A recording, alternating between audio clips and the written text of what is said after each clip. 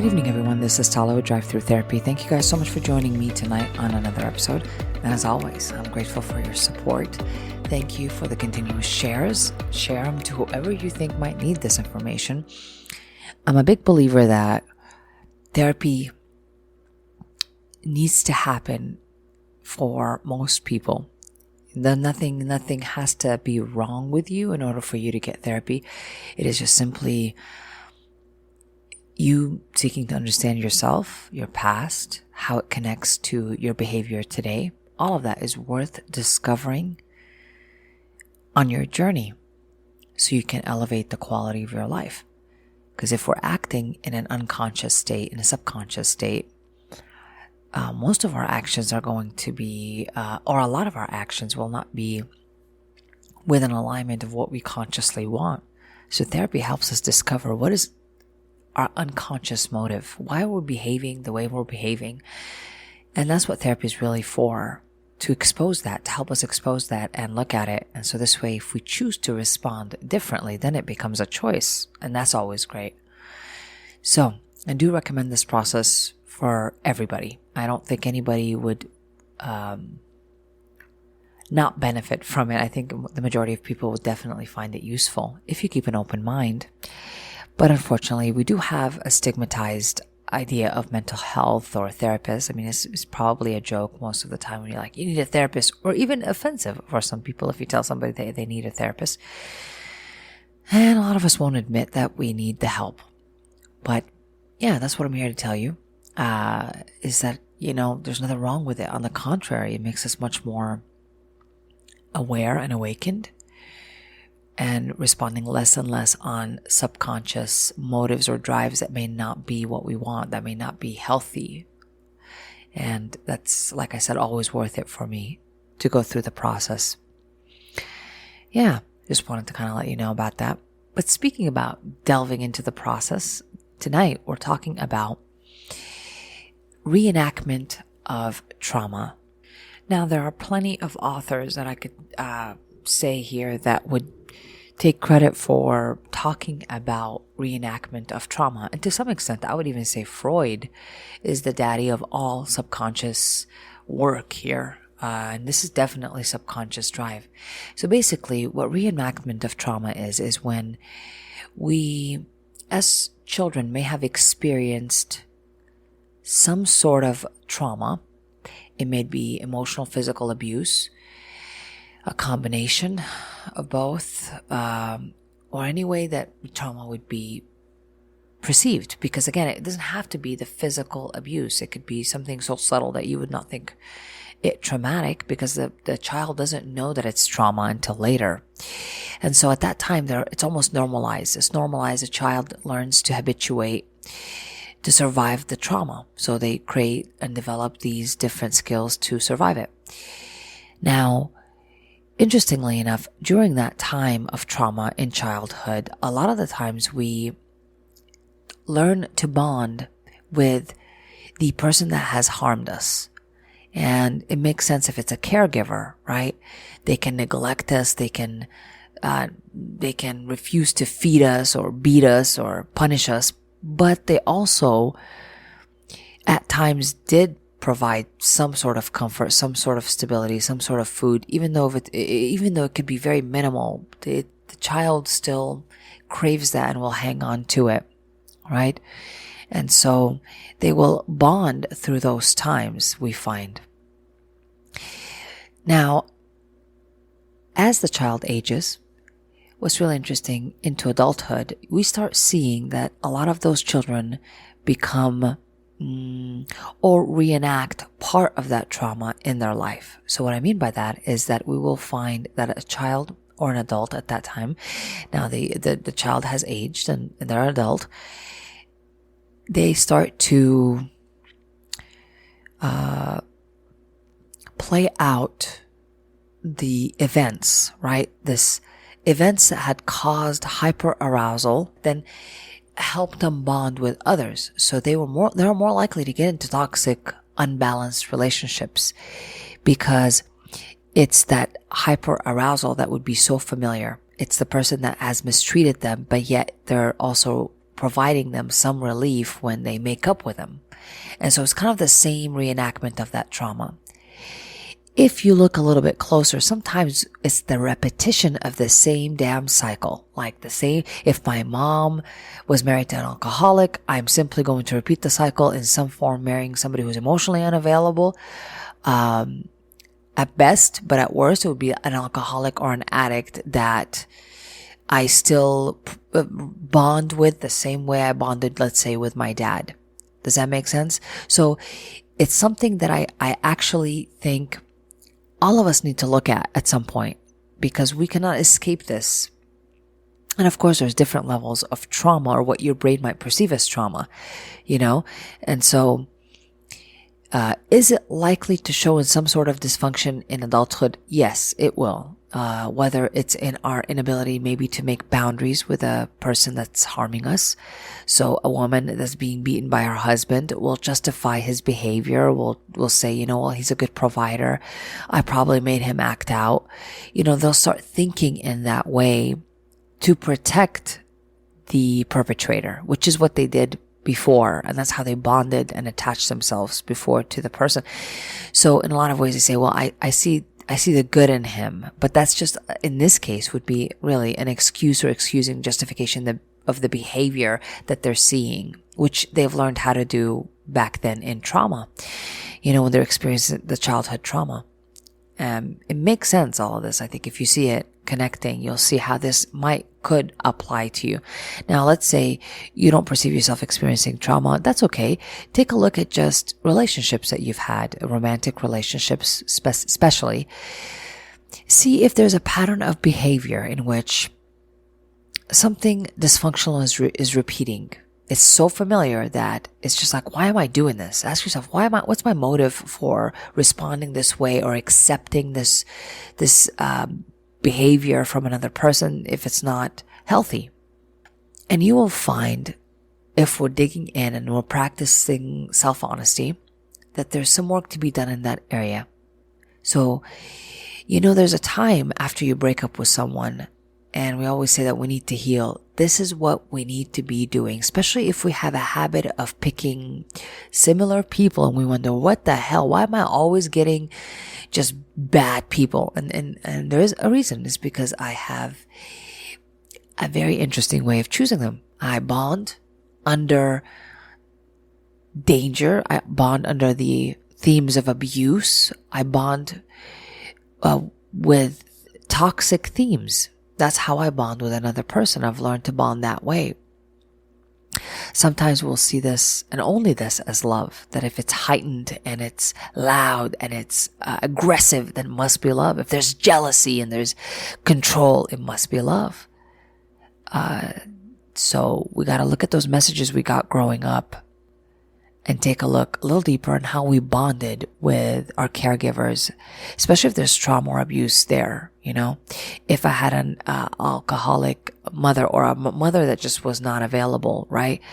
And I'm always, as a kid, just making excuses for her, trying to get her attention, trying to get her love, not knowing my mom is a mess, right? Not ever admitting it, because I didn't know any better. That's all. That's what I thought was normal.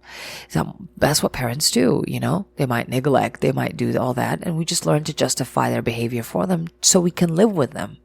But as we age, sometimes we still pursue the approval of the people that we love. Even though it might not be mom, I might have some kind of resentment towards mom. Trust me when I tell you, this will be transferred towards the need for approval and reassurance for love, constantly. It's going to be from a partner, perhaps. You'll see it transfer that way a lot more. We got to take a look. We got to take a look how this seeps into our lives. It doesn't just stop. It doesn't just handle itself or take care of itself. We need to look deeper at those lessons, especially if they continue to interfere with our life today. That work would be probably best done with a therapist in person. When I have a stranger talk to me, right? I feel more open. I don't know what it is about this magical thing, but it just feels like a relief when I have a stranger listening and talking to me, and getting to see what I don't want to show anybody else. There's a relief that happens, as well as an opportunity to get a different way of looking at my life rather than the way I've been looking at it. So that's why I kind of always say, don't keep yourself from this opportunity if you have this opportunity. But if, let's say, you don't have medical insurance or what have you, that's what this podcast is for, is to kind of help you do some of this work, DIY, right? Some of this work with yourself, writing down with honesty or reflecting with honesty about or on your life, about what's happening in your life. And that's always work that just gives us more depth, more self-awareness, and control in a lot of ways, because we learn to control ourselves and stop controlling people. Because imagine my need for approval would make me try to control other people by making them feel guilty, by stressing them out because I'm always needing their approval. And then, of course, I open myself up to victimization, because if I need that much approval, let's say, a man or even a woman, of course, depending on what's happening here, can use that against me. My need for pleasing, they can use that against me. To get whatever they want from me, to get control. So this whole thing ends up being toxic. And trust me when I tell you, people actually get together a lot of the times based on reenacting that trauma. Eventually, the point of reenacting the trauma is to subconsciously, we think that if we've been hurt before by this perpetrator, this new perpetrator, we can somehow, as adults, control the outcome this time. So we'll get into terrible relationships, but this time I'm going to change my partner. I'm going to save him or her. This time I'm going to get the love that I want. I'm going to be able to control it or keep it. All of which is just repetitive. Because in a lot of ways, as you can already tell, it results in our need to control others and their responses. So we're giving love for the wrong motives, and we are attempting to control the outcome of another person's response, which eventually they're going to catch onto it, and it's not going to feel good. I'm either going to get control from them right back, because if you're trying to control me, well, I'm going to try to control you too. And that leads to problems, or just simply it will be used eventually in the wrong way. It's going to get toxic either way, because, they're going to run, because they're going to be like, well, I don't want to be controlled. You're too needy. So they're going to run eventually. So it just doesn't end up the way we want it consciously, So take a look in your life. Where are you repeating cycles of behavior? Possibly cycle of a victim and the abuser, a perpetrator and a victim. Where are you repeating these ideas, even though they're not straight out? Where are the interaction between two people off balance at minimum? If just check on that. Is someone giving more? Is someone receiving less or giving less than the other person? All of this is worth looking at. If you are not receiving what you want in a relationship, but you're still there, right? If you are experiencing some sort of emotional abuse and you're still there and you're not putting up boundaries, and you're just, ask yourself, what's your motive for doing that? What outcome do you secretly want to have? Another way to say that is, what do you hope would happen? Like, what hope are you resting on and making decisions on? Because it is in that hope that there's an illusion there that eventually, hopefully, get to a point of disillusionment. We want to break down all the illusions that we had about this person that we were with, what we made up about them, the narratives we had about this relationship that may not be real, that we've been holding on, making decisions about, justifying the need to keep this relationship going based on hope, rather than the evidence, the clarity of what has been already shown to you, right? So we want to, and another way to say that is that we've been collecting evidence for years about this person, but yet we are living off of this concept of hope. And we think our motive is just wonderful, but it is not. It is not. Because eventually we're going to resent that person. We're going to want them to change and keep wanting them to change. And we somehow will make ourselves believe we are stuck in a relationship. Like we have no other option. And, because I live in the hope. So in a lot of ways, friends, hope can act very much as a destructive component to our life than what we think it is. Especially when we have gathered evidence for years to support this person's behavior, even predict it, right? But yet I don't want to see that because I want to live in the hope of what it could be, what this relationship could be one day. But I have, again, no evidence to support that, maybe evidence here and there, but it's not sustained. It's not stable. And so what is my hope based on? It's a delusion. It's a delusion. So we really want the breakdown of these illusions. We want to become more aware. All this work, my friend, has to be done by most of us, the majority of us. We have to break down these patterns because they won't break themselves down.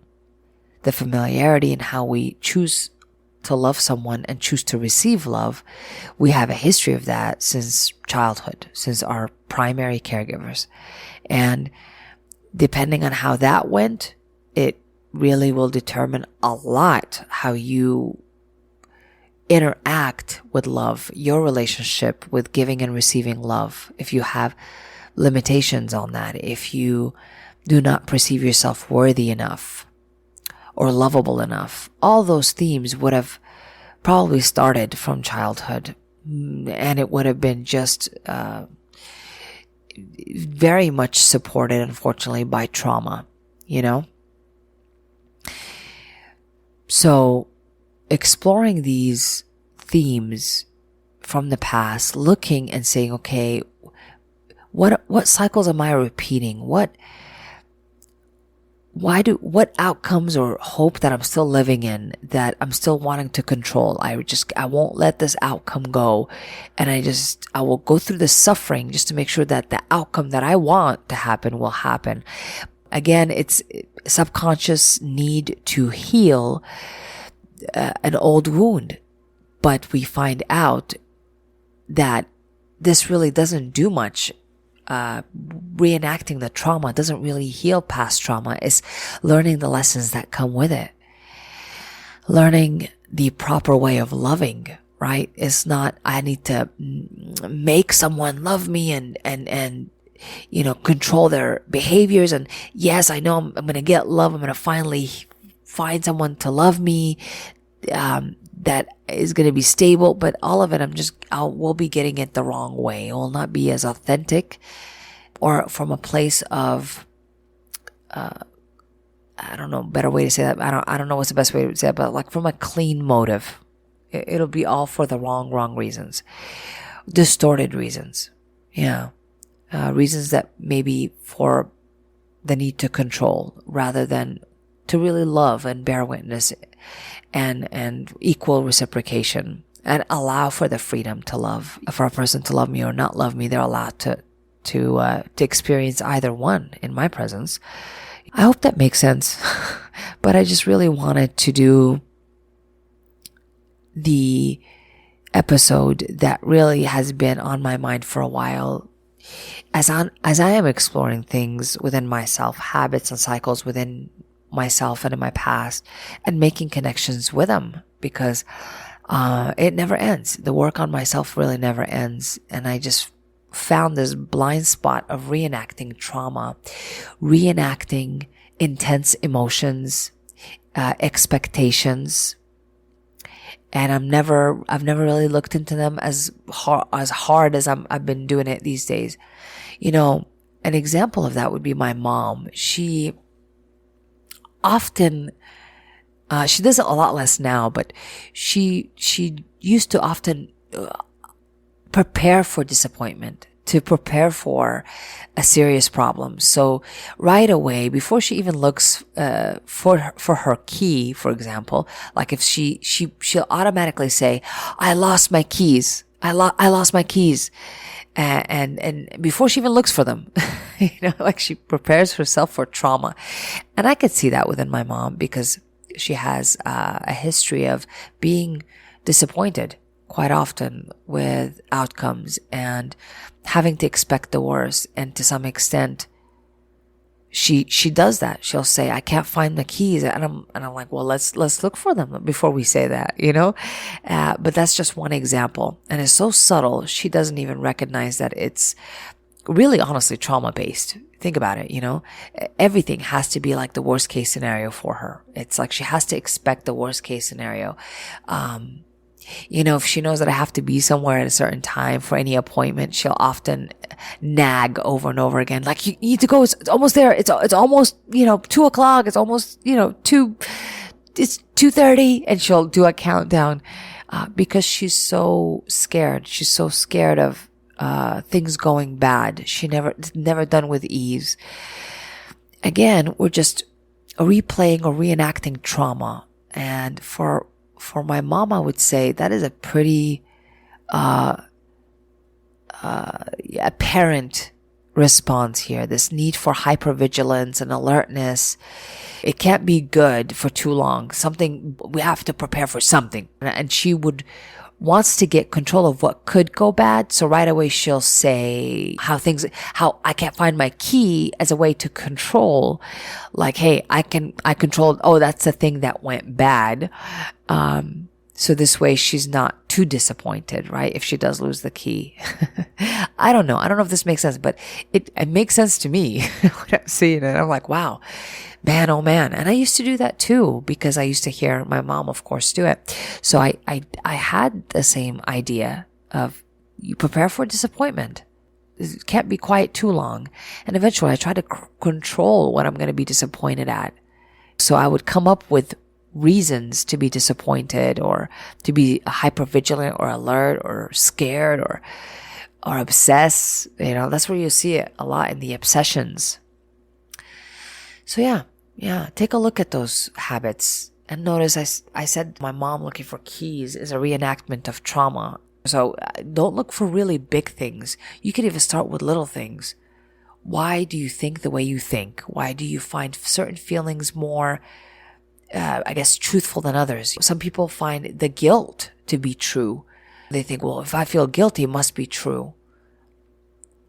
That if I, for example, had to tell my abusive husband to leave my house and I feel guilty about it, you got to reflect on why are you so familiar with guilt as being the truth? Where does that come from? Where was guilt being used on you since childhood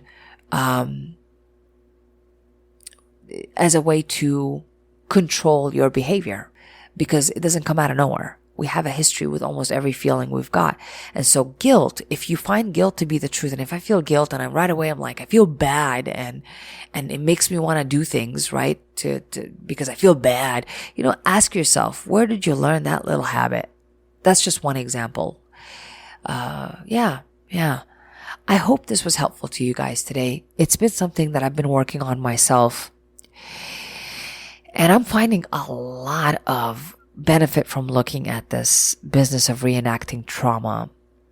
Yeah, and I'm a fan of Freud. I really am. I kind of gotten to like him later on in my career. He wasn't necessarily he was fun to talk about, as in like gossip in the beginning of my career, but I didn't understand his value until I had to learn to work with the past and childhood and the subconscious. Then he became much more relevant. Yeah, so I'm bringing a little bit of him today, but a little bit of a lot of people, actually. Reenactment of trauma wasn't just his idea, or the past working on childhood issues wasn't just his idea, but this has just been reinforced years and years later.